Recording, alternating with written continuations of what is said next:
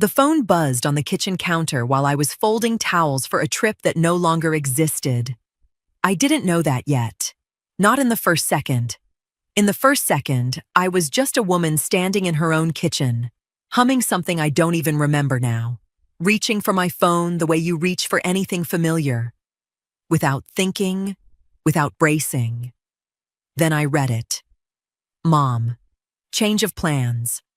My wife's family want another location, and without you. I read it twice, then a third time, as if the words might rearrange themselves into something kinder if I looked at them long enough. They didn't. They stayed exactly as cruel as they were the first time, sitting there in that small gray bubble like they cost him nothing to send. My name is Bernadine Garvey. I raised my son alone, worked 2 jobs some years just to keep him fed and proud, and never once made him feel like a burden for needing me. I tell you that now because you need to understand what that text was standing on top of. 34 years of a woman who gave without counting. I did not cry. I want to be clear about that, because I know how these stories usually go, and I know what you're expecting. I did not call him screaming. I did not type out 3 paragraphs and delete them one by one. I set the phone face down on the counter and finished folding the towel in my hands. Slow, deliberate, the way you finish a task when your mind has already left the room. $25,000. That's what this trip had cost me. Flights for both families, a rented villa on the water, activities I'd researched for weeks so that nobody, not one person, would feel left out. I'd already paid every deposit. Every single one was final. Non-refundable. The confirmation emails all said, in that same clean, indifferent font. So this wasn't just my son choosing his wife's family over me. This was $25,000 of my own money now funding a trip I would never see the inside of. While his wife's family quietly built and paid for the one that replaced it, the one with a location I'd never even hear the name of unless I went looking. I want to ask you something. While I'm still standing here in this kitchen with a folded towel in my hands and a phone I haven't picked back up. Tell me where you're watching this from tonight, because I have a feeling some of you already know exactly what this kind of silence feels like. I didn't reply to Emery. Not that night, not the next morning.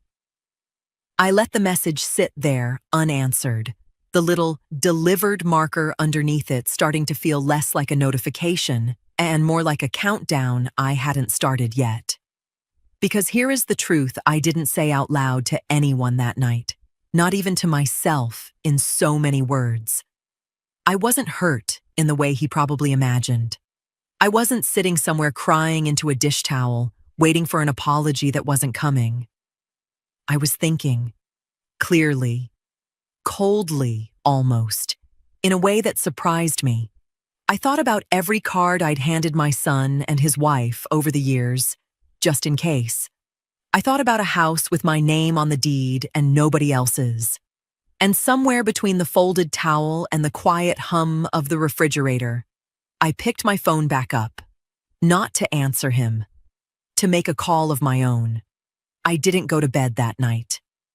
I went to the drawer in my study, the one with the metal lockbox, and I laid every paper I owned out on the table like a woman taking inventory of a life. There was the deed to the house, still in my name only, the ink on the signature line as fresh-looking as the day I signed it, even though it had been almost 6 years. There were the old credit card statements going back further than I wanted to count, with 2 extra names quietly attached to accounts that had only ever really belonged to me. I raised Emery by myself from the time he was 4 years old. His father left on a Tuesday. I remember that clean detail more than almost anything else from those years. A Tuesday, like it was nothing, like it didn't reshuffle every plan I'd made. I worked 2 jobs some seasons. I sewed his school clothes some years I couldn't afford to buy them. I never once let him see the strain on my face, because a mother's exhaustion is not supposed to become her child's burden. And I believed that with my whole chest. When Emery brought Priscilla home, I decided before I even really knew her that I would love her like my own. I wanted a daughter. I never had one, and I told myself early on that I'd rather build a bridge than guard a gate. So when they hit a rough patch 2 years into their marriage, his hours cut, her contract not renewed, I didn't hesitate. I told them to move into the house on Willow Bend, the one I'd bought years before as a rental property, and I told them not to worry about a lease. Family doesn't need paperwork, I said. Family just needs each other. I added them both as authorized users on 2 of my cards not long after that. Gas, groceries, the occasional emergency, nothing extravagant, nothing I ever questioned. I told myself I was building something, a family that leaned on each other freely, without shame, without ledgers. What I didn't do, not once in 6 years, was put either of their names on that deed. I sat there that night with my reading glasses pushed up on my head, running my finger down the credit statement, and I thought about how strange it is that generosity can look identical to foolishness from a distance, and only time tells you which one it really was. My phone buzzed once, a text from Dolores Fenwick, of all people. Nothing about Emery, nothing about any of this. Just a reminder about a bake sale for the building fund at Georgette Van Buren's church, the one Dolores had sung in the choir with for years. I almost laughed at the timing of it. Dolores didn't know a thing yet. Nobody did. I set the phone down and looked at the deed again. I want you to understand something about me before we go any further in this story. I am not a woman who acts in anger. I have never once in my life slammed a door or raised my voice to make a point, but I have always been a woman who pays attention to what's mine. And that night, sitting alone at that table with every paper I owned spread out in front of me, I finally let myself ask the question I'd been avoiding for years. Why had I given so freely to people who couldn't even give me an invitation to my own family's vacation? I gathered the papers back into the lockbox, all except one. The deed I left out, sitting alone on the table. By the time the sun came up, I hadn't slept, and I hadn't changed my mind either. If anything, the night had settled something in me that no amount of rest could have done. I made coffee I didn't drink and sat at the same table, deed still lying there like a witness. When the bank's call center opened at 8, I was already dialed in, sitting up straight in my chair the way my own mother used to sit when she meant business. A young man answered, polite, a little rushed the way they always are in the mornings. I gave him my account information, my date of birth, the answers to the security questions I've answered so many times over the years I could recite them in my sleep. I'd like to remove 2 authorized users from both of my accounts, I said. My voice didn't shake. I want you to understand that clearly, because I know some of you are imagining me crying through this call, and I wasn't. I was calm in a way that almost surprised me. Of course, ma'am. Can I get the names? Emery Garvey, Priscilla Garvey. He typed. I heard the soft click of keys on the other end, ordinary and small, the sound of a decision being made permanent by a stranger who had no idea what it meant. I do see both names have been active users for a while now, he said. Not suspicious, just making conversation the way these calls sometimes go. Would you like this effective immediately or? Immediately, I said. There was a pause. Brief, the kind that isn't really about doubt, but about a person on the other end of a phone sensing something they can't name. All right. I've removed both names from account ending in 4471 and account ending in 2289. You'll see that reflected within the hour. I thanked him. He told me to have a wonderful day, the way people are trained to say it, and I told him the same. and I meant it more than he could have known.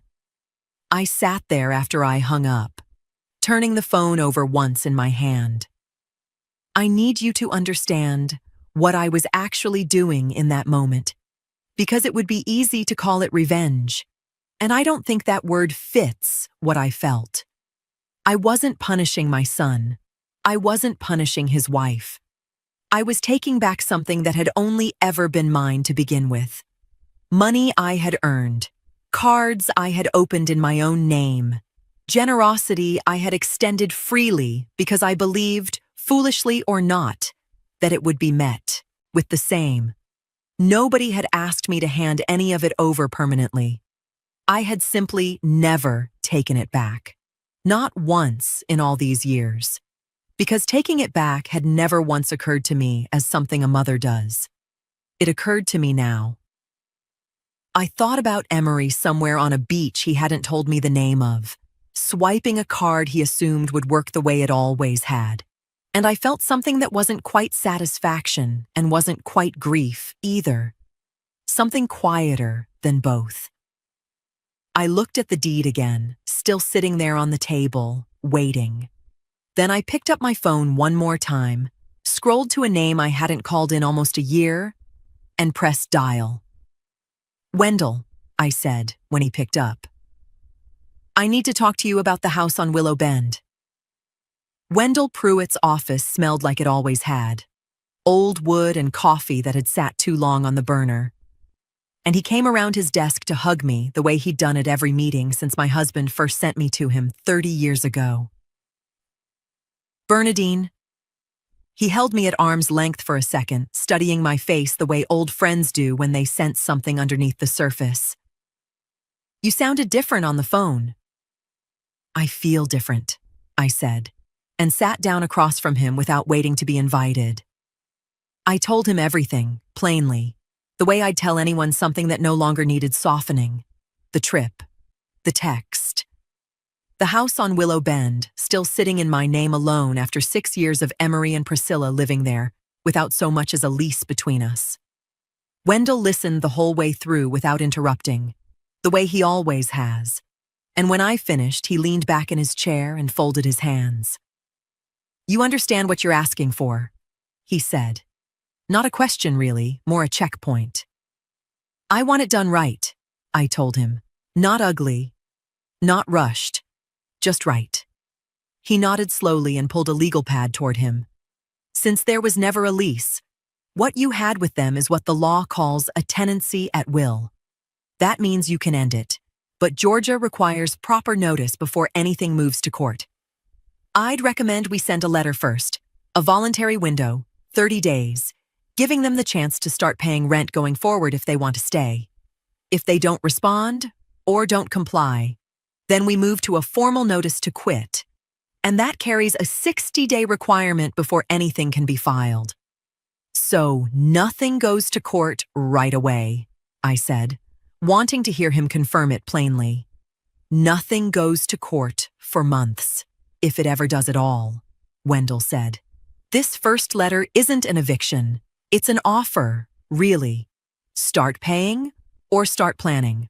Only if they ignore both windows entirely does it become a filing. And if they still don't leave after that? Then it becomes a dispossessory filing. Public record, same as anyone else's. I won't pretend that part is comfortable, Bernadine, but it's clean. It's the law working the way it's supposed to." I sat with that for a moment, the word public settling into me differently than I expected. Not as a threat. As a fact, plain and unavoidable, the same way sunlight is a fact once you've opened the curtains. "Send the letter," I said. Wendell studied me a moment longer than the conversation required. "Can I ask you something off the clock?" I nodded. "Is this about the house, or is this about the trip?" I didn't answer right away because the honest answer was more complicated than either. "It's about the fact that I gave and gave for years," I said finally. "And it never once occurred to my son that any of it could be taken back. I'd like it to occur to him now." Wendell didn't smile. but something in his face softened with understanding. "I'll have the letter drafted by Thursday. 30 days starts the day it's delivered." "Thursday," I repeated and stood to leave. At the door, he added one more thing. Gently, the way a man says something he's obligated to say but means anyway. "You know, once that letter goes out, this isn't something you can quietly undo. Not without it costing you something too." I looked back at him. "I know exactly what it costs," I said. "I've been paying it for years. I'd just like someone else to start paying it now." I left his office with the after-hours light slanting gold across the parking lot. And for the first time since that text landed in my kitchen, I felt something settle in my chest that wasn't grief. It felt, instead, like the beginning of an answer. I laid the suitcase open on my bed, the way I'd done for every trip I'd ever planned. And for a moment, my hands moved on habit alone, folding blouses I'd already picked out weeks ago for a vacation that had a very different shape now than the one I'd imagined. The confirmation email was still open on my laptop. Villa, 7 nights. My name as the primary guest. I hadn't canceled it. I wasn't going to. $25,000 doesn't disappear just because the people it was meant for decided they didn't want to be in the picture. My phone rang while I was folding a sundress I'd bought specifically for this trip, back when I still believed everyone would be standing next to me in it. Bernadine. Yvonne's voice, warm and familiar. The same voice I'd leaned on through my husband leaving, through raising Emery alone, through every hard year in between. "I heard you called the bank this morning." I should have known Dolores or someone in that circle would carry it to her eventually. Small towns dressed up as big cities the way ours is. "I did," I said, not bothering to soften it. "And the house?" "Wendell's sending the letter Thursday." There was a pause on her end, not shocked exactly, more like she was setting something down carefully so it wouldn't break. "So, it's really happening?" "It's already happened, Yvonne. I just made it official." I sat down on the edge of the bed, the suitcase half full beside me, and for the first time since that text landed in my kitchen, I said the truth out loud, instead of just carrying it silently in my chest. I gave that boy everything I had left after his father walked out. I gave Priscilla a home before I even knew if she'd stay in his life, and the both of them let me find out over text message that I wasn't wanted on a trip I paid for. "I know," Yvonne said softly. "I know, Bernie." "I'm not doing this because I'm angry," I told her, though even as I said it, I heard how it might sound to someone who hadn't lived inside my skin the last 2 days. "I'm doing it because I finally asked myself why I kept giving to people who never once thought to ask if I needed anything back." Yvonne was quiet for a moment, and when she spoke again, her voice didn't carry the smugness I half expected, the kind of "I told you" so she'd have every right to say. "You remember I asked you years ago if you wanted to put both their names on that house?" "I remember." "I'm not bringing it up to rub it in your face," she said quickly. "I'm bringing it up because I need you to know I'm not surprised you're the one holding all the power in this now. You always were. You just never used it." Something in my chest loosened, hearing her say it that plainly. "I'm going on the trip," I said, "alone." "To the same place?" "The same place, same room, same view I planned for all of us." I looked over at the sundress still in my hands. "I need to sit with this somewhere that isn't my kitchen table, Yvonne. I need to look at the ocean and ask myself how I became a woman who could be erased that easily." "You're not going to like everything you find out there," she said gently. "Maybe not," I admitted. "But I'd rather know it clearly than keep pretending I don't." I hung up not long after, folded the sundress into the suitcase anyway, and zipped it closed. My phone buzzed once more before I turned off the bedroom light. A calendar reminder. Flight departs tomorrow, 9:40 a.m. I turned it face down and went to sleep alone in a house that, for the first time in years, felt entirely, undeniably mine. The villa looked exactly the way it had in the photos I'd studied for weeks, all white stone and blue shutters, except now there was only one set of luggage being carried up the path, instead of the 8 I'd planned for. The woman who checked me in must have seen the guest list before I arrived, because she paused for just a second when she confirmed my reservation. "Just you this week, Mrs. Garvey?" "Just me," I said. And I heard how steady my own voice sounded, which surprised me more than it should have. She didn't press. She simply nodded, the way people do when they've decided not to make a stranger's business their own, and walked me through the property herself instead of handing me off to someone else, pointing out the best time to catch the sunset from the East Terrace, the little bakery down the road that opened before the resort's own kitchen did. "You'll want to go there tomorrow morning," she said, "before the tourists find it. The woman who runs it, she's been there 30 years. Reminds me of my own mother." Something in the way she said it, easy and unguarded, sat differently in me than I expected. Here was a woman who owed me nothing, who'd known me for all of 10 minutes, offering me more warmth in one sentence than I'd felt from my own family in the 2 days since that text arrived. I thanked her, and she left me at the door with a small bow of her head, and I stood there a moment in the doorway of a villa built for 8 people, now holding only me. I didn't cry. I want to tell you that plainly because there's a version of this story where I fall apart the second I'm alone. And that isn't what happened. What happened instead was quieter. I set my suitcase down, opened the doors to the terrace, and let the ocean air move through the room the way I imagined it would have moved through it with all of them here, laughing, unaware of anything except the view. I went down to that bakery the next morning, alone, the way the woman at the front desk had suggested. The woman behind the counter, older, sharp-eyed, kind in the unbothered way people are when they've spent a lifetime serving strangers, asked if I wanted my coffee the way the locals took it.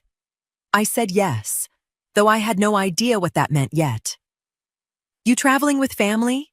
she asked, setting the cup in front of me, not unkindly, just making conversation the way strangers do. "I was supposed to be," I said. She looked at me for a second longer than the question required, the way someone looks at another woman when they recognize something without needing it. Explained. "Well," she said, sliding a small pastry onto my saucer that I hadn't ordered. "You're here now. That's not nothing." I sat at a table by the window with that coffee and that pastry I hadn't asked for, and I thought about how strange it was that 2 strangers in less than a day had shown me more plain decency than my own son had shown me in a single text message. I decided something, sitting there.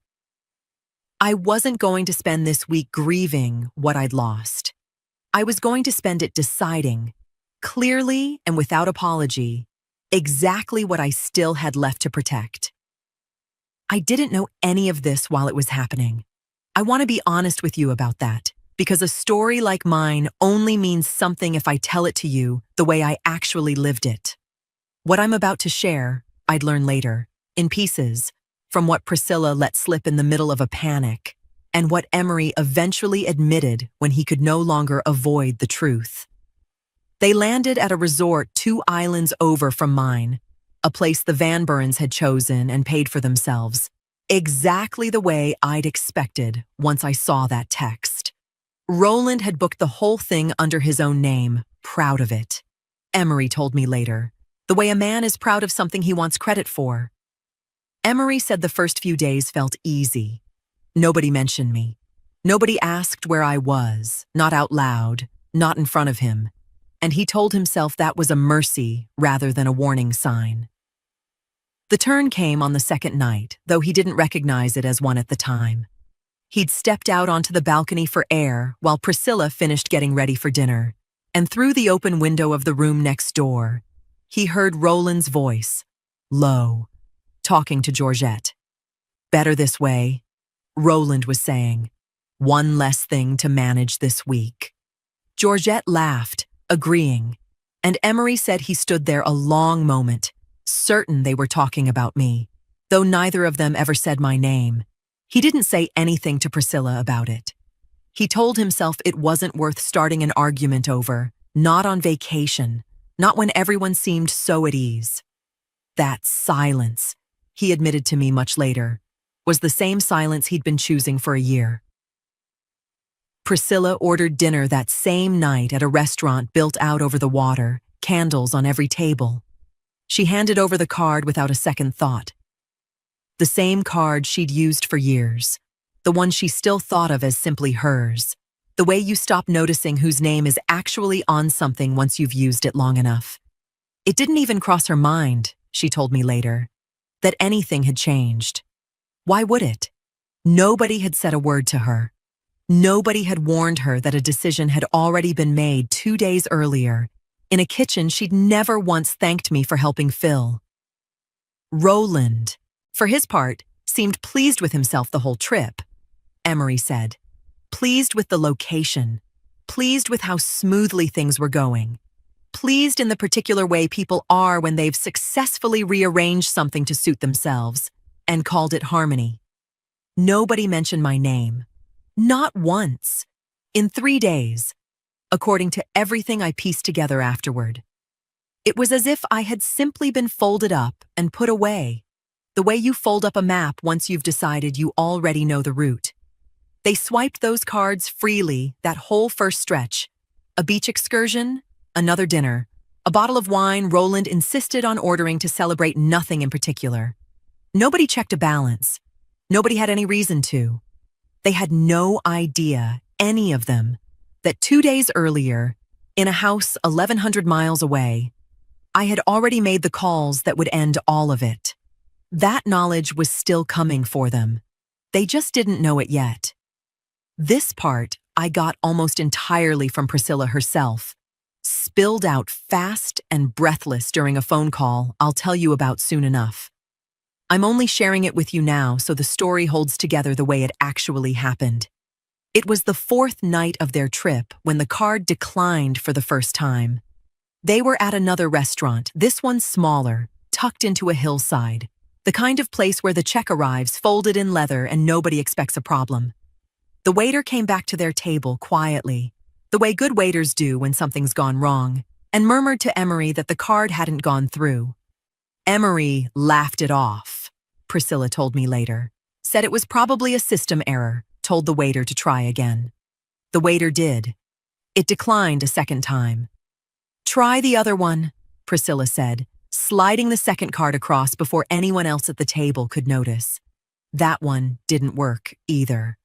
Roland made a joke about foreign transaction holds, something about how banks flag international charges these days, and the table laughed it off. Emery ended up putting the whole bill on his own separate card, the one that had nothing to do with me, and the conversation moved on like nothing had happened. Neither of them had brought much cash on the trip, Priscilla admitted later. They'd never needed to, not with cards that had worked without fail for years. And it hadn't crossed her mind to check her phone for any account alerts, since the notifications for those 2 cards had always gone quietly to an email she rarely opened on vacation. But Priscilla told me she couldn't stop thinking about it the rest of the night. Something about the way both cards failed, not one, that sat wrong with her, even as she tried to talk herself out of it. The next afternoon, she ordered a rideshare back from the beach, and it declined too, sitting there on her phone screen with that flat, indifferent little red banner. She tried it twice more before giving up and calling Emery to come get her instead. That was when she said it finally clicked for her. Not all at once, but slowly, the way cold water rises up your legs before you register you're standing in it. She thought about the exclusion, my absence from this whole trip, the fact that nobody had spoken my name once in 4 days. And she thought about the fact that both of those cards had my name quietly attached to them the entire time, even if she'd stopped noticing it years ago. She told me later she sat on that curb by the beach for almost 20 minutes before Emery arrived, running the same thought over and over. She wouldn't. Would she? When she brought it up to Emery that night, he brushed it off again, told her she was overthinking it, that I'd never do something like that. Priscilla said something in her didn't believe him, not fully, not anymore. She didn't sleep well that night either, she admitted. She lay there next to my son, listening to him breathe easy and untroubled beside her, and she made a decision she hadn't told him about yet. In the morning, while Emery was still asleep, she picked up her phone, scrolled to my name, and pressed call. She didn't know yet what she was about to hear on the other end. I was sitting on the east terrace the woman at the front desk had told me about, coffee going lukewarm beside me, watching the water do that thing it does in the early morning where it looks almost still, when my phone lit up with Priscilla's name. I let it ring twice before I answered, not for effect, just because I wanted to finish looking at that water a moment longer, the way you hold on to something calm right before you know it's about to end. Hello, Priscilla. Bernadine. Her voice came out fast, thin, already unraveling at the edges. The cards, both of them, they're not working. Neither one. We've tried everywhere. What did you do? I want you to understand something about this moment, because I've turned it over in my mind many times since. I felt no anger rise up in me, no triumph either, not really.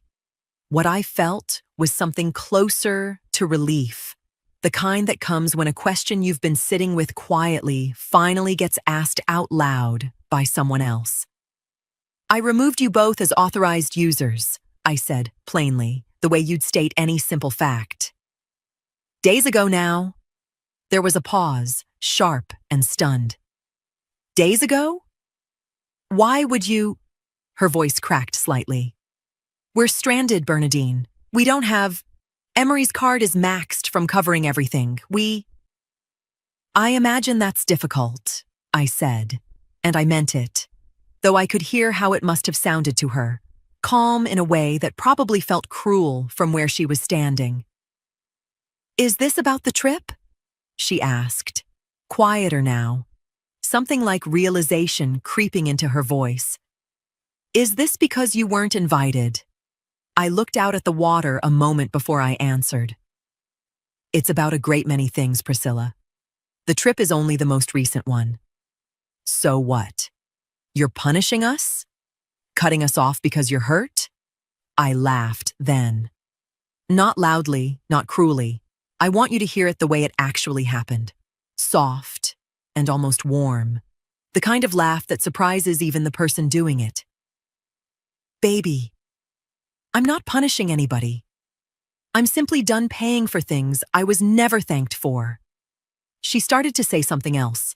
Fast. Panicked. Something about how they'd figure it out. How this wasn't fair.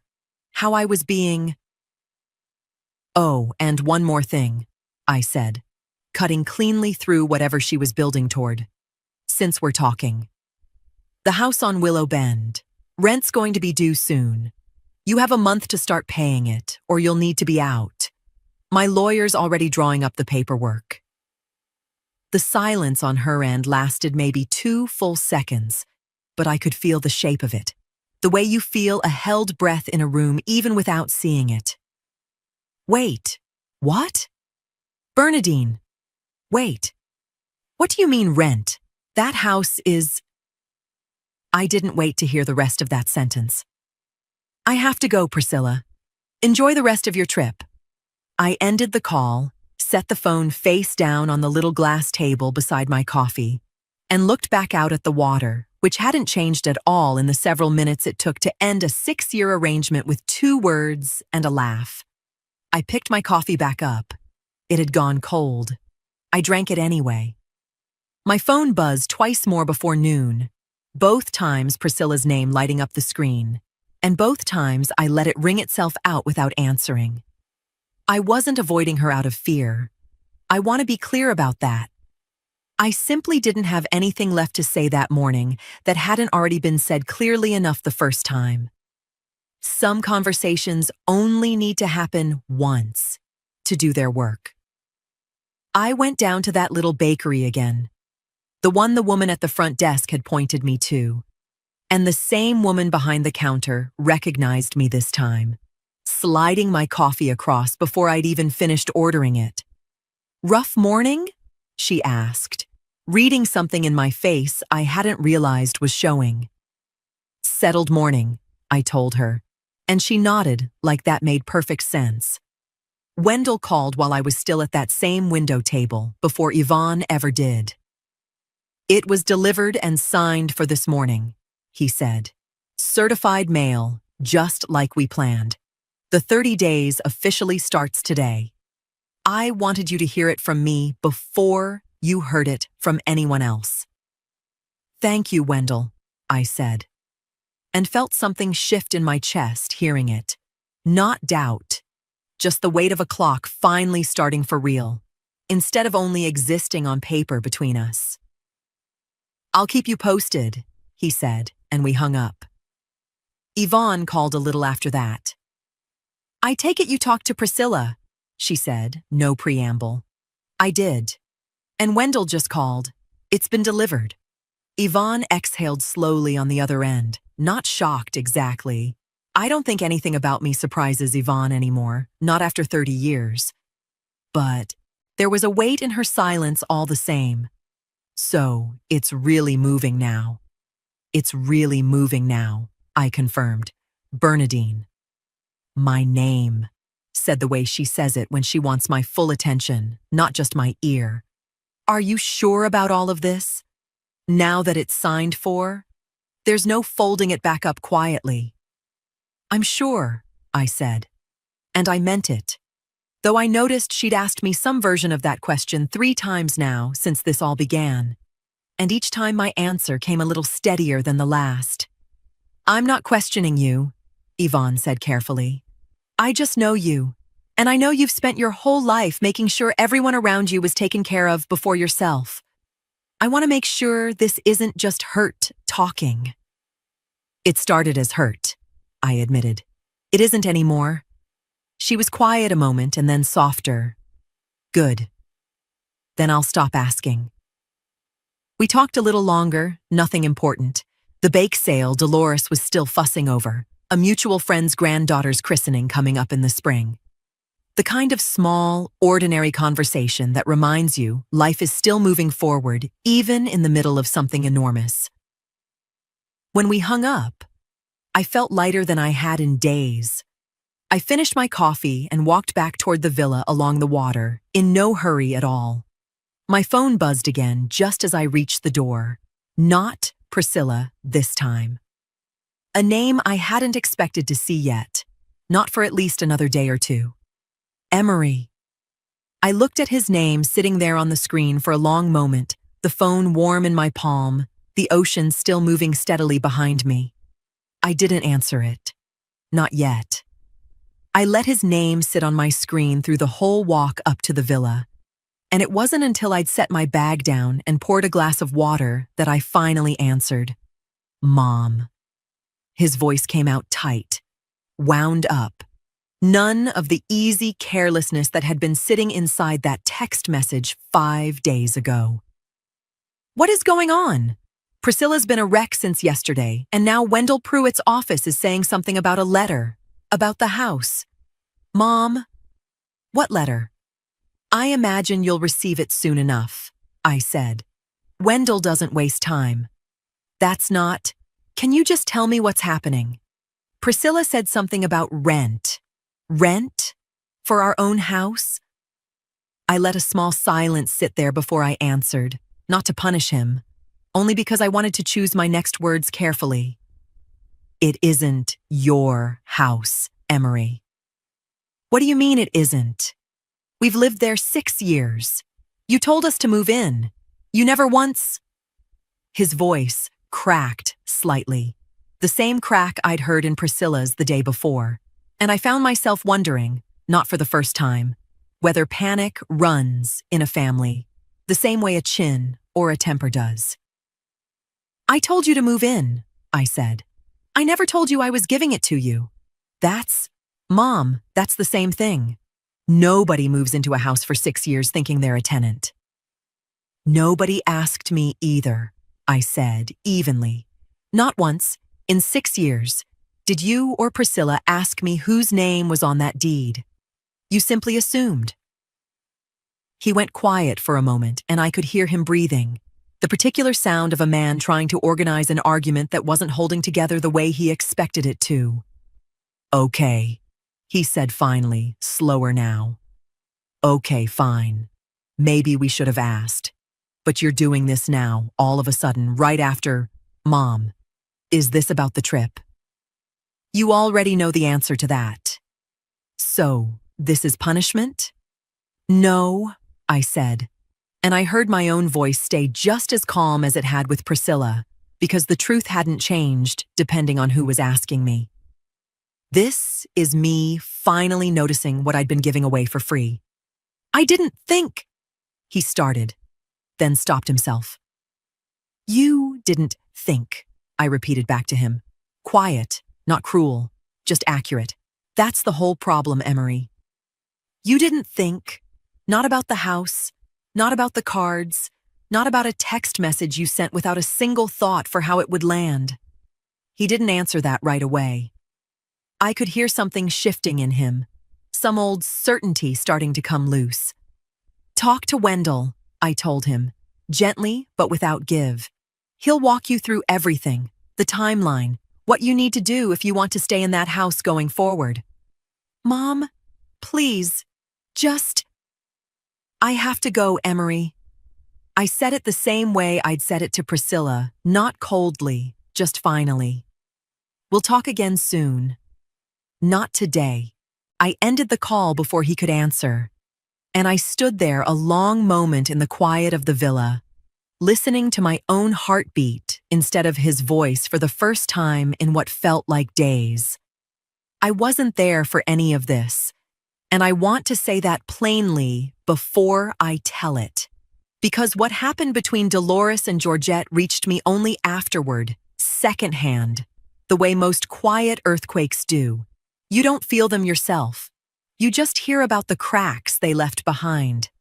Dolores Fenwick works 2 mornings a week doing filing for a small title company, 2 doors down from the Fulton County Courthouse, something she's done for years, mostly to stay busy since her own children moved out of state.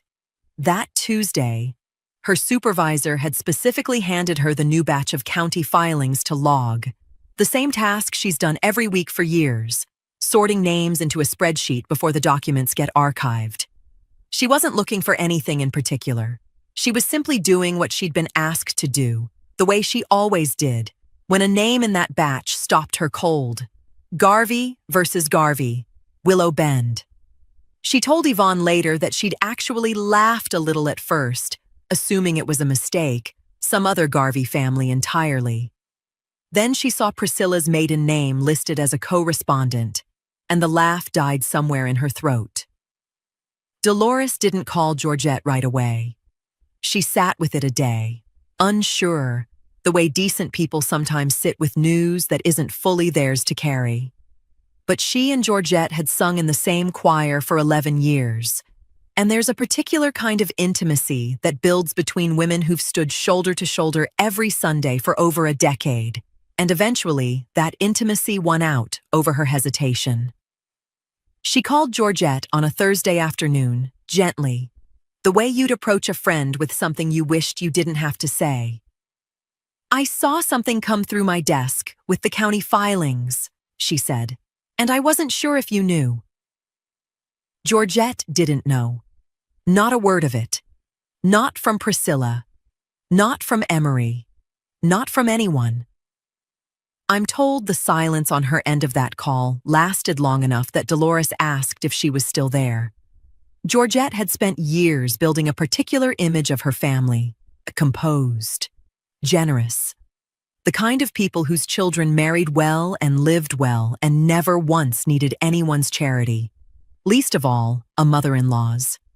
To learn, secondhand, through a woman from her own choir, that her daughter and son-in-law were sitting in a public legal filing over unpaid rent, on a house they didn't even own. That wasn't just news to her. That was a fracture in the very foundation she'd spent a lifetime polishing. She called Priscilla within the hour, I'm told, her voice sharp in a way it rarely was. "Why am I hearing this from Dolores Fenwick and not from you?"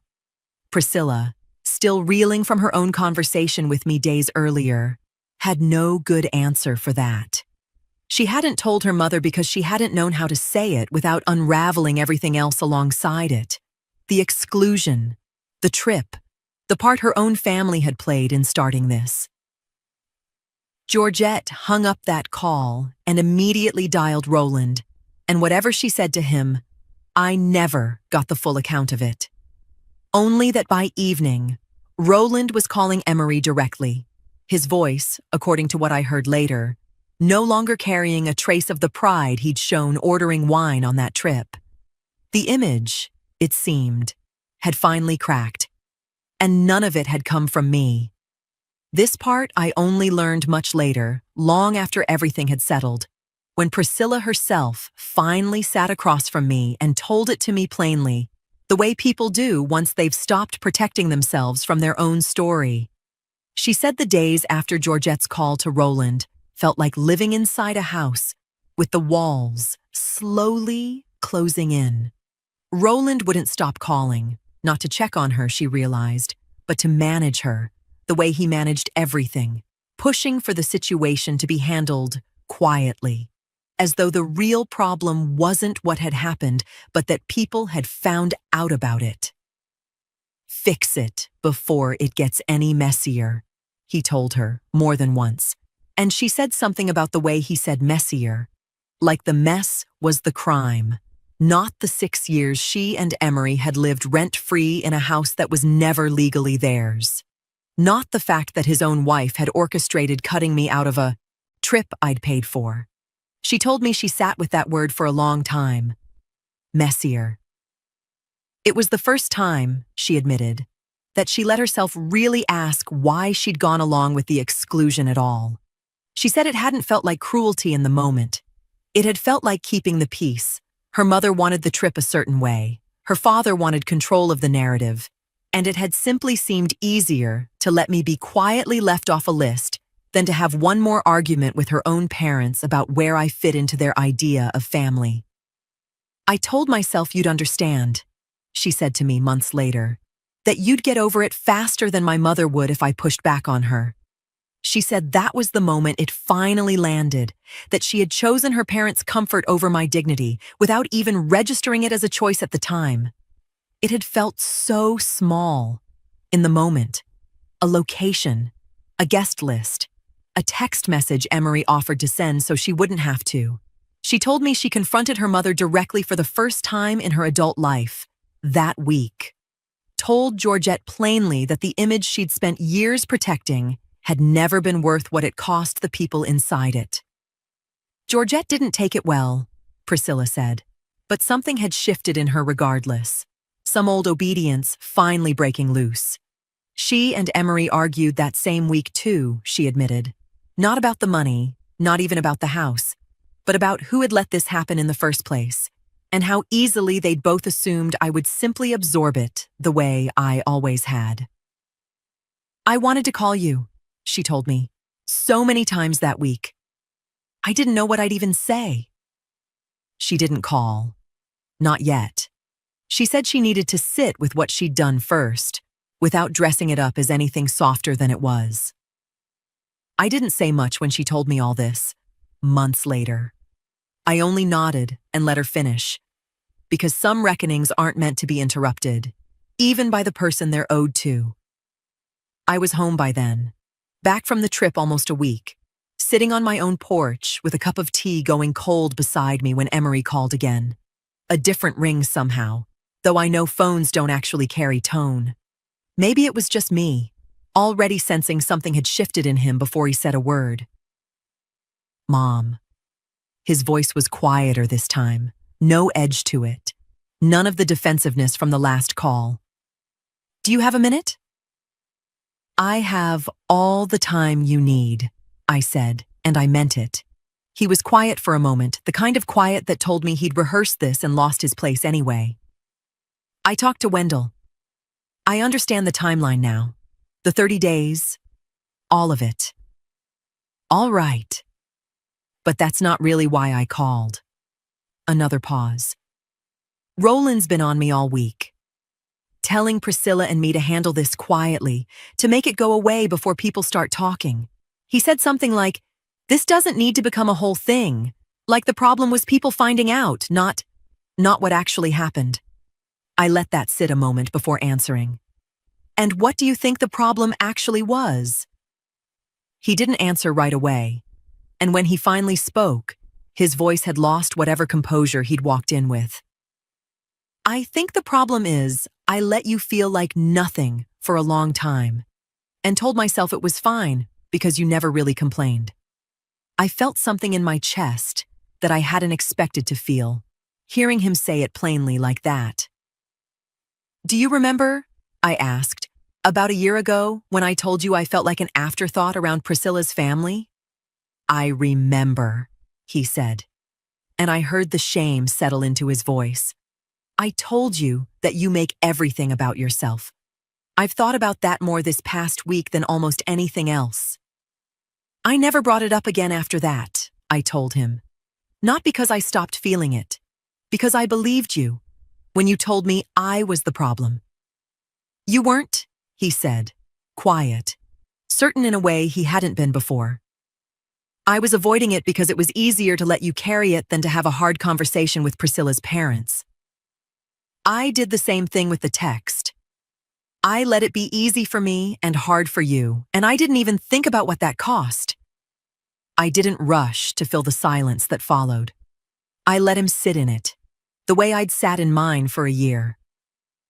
"I'm not asking you to undo any of it," he said finally. "I just needed you to know I finally see it." "I hear you," I said. "And I believe that you mean it, right now, in this moment. But seeing it once isn't the same as staying accountable to it.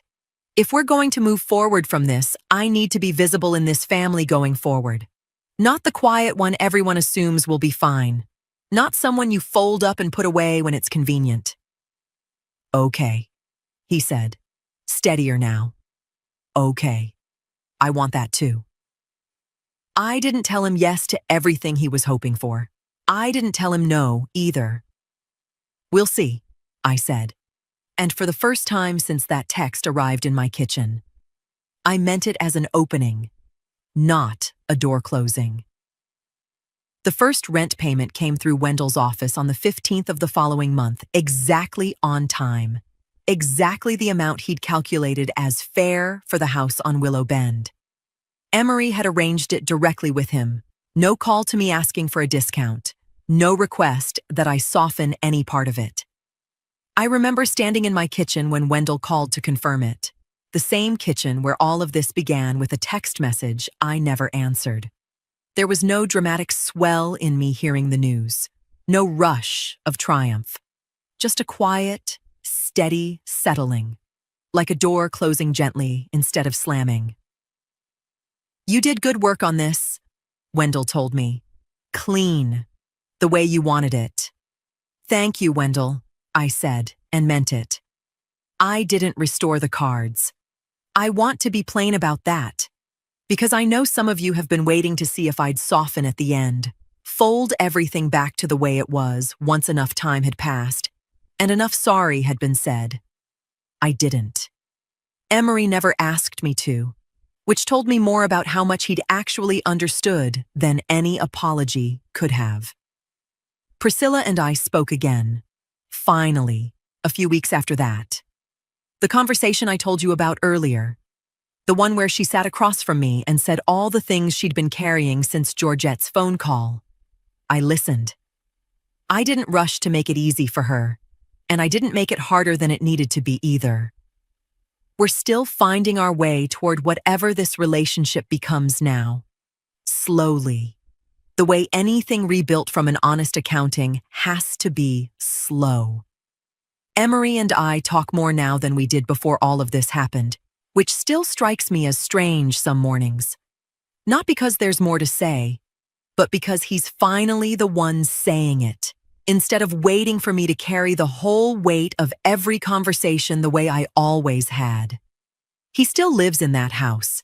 He pays rent for it now, on record, the way any adult does for a place that isn't fully theirs. I think, in a strange way, that arrangement suits us both better than the old one ever did. There's no pretending anymore about what was given freely and what was simply assumed. Yvonne came by one evening not long ago, and we sat out on my porch the way we have for 30 years, watching the light go gold over the yard. "You seem lighter," she said, studying me the way old friends do. "I feel lighter," I told her. "Any regrets?" I thought about it honestly before I answered, because she deserved an honest answer after everything. "Not one," I said. "I spent so many years making sure everyone around me felt taken care of, and somewhere in all that giving, I let myself become someone people could quietly rely on without ever really seeing. And now, I looked out at my own yard, my own house, everything in it still entirely mine. Now, I'd rather be seen," I said, "than needed in secret." Yvonne smiled and didn't say anything else. She didn't need to. Some things don't require an answer once you've finally said them plainly enough out loud, to someone who's been there for every version of you along the way.